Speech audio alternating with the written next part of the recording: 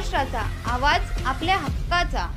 नवा आवाज Maharashtra news channel मध्ये आपले स्वागत आहे। तर पाहूया आजच्या महत्त्वाच्या काही घडामोडी। अंबरनाथ केबी रोडवर बुधवारी सकाळी झालेल्या भीषण अपघातात 2 जण गंभीर जखमी झाले असून 2 महिन्याच्या बालकाचा थोडक्यात बचाव झालाय।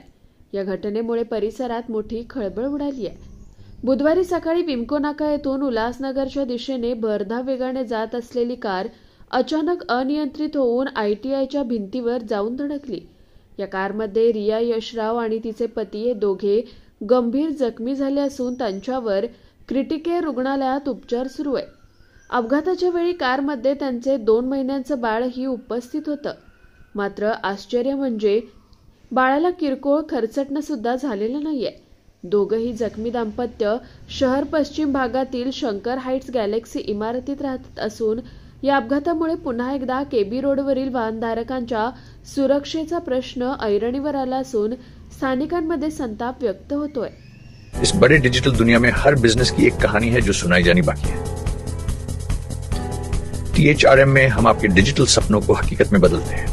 सोशल मीडिया से लेकर वेबसाइट्स तक, SEO से लेकर गूगल माई बिजनेस तक, हम आपकी ऑनलाइन प्रेजेंस मैनेज करते हैं, वो भी ऐसे प्राइसेस में जो आपकी जेब पर भारी ना पड़े। उल्हासनगर से लेकर फोर्ट मुंबई तक हम आपके डिजिटल सफर में आपका साथ देंगे।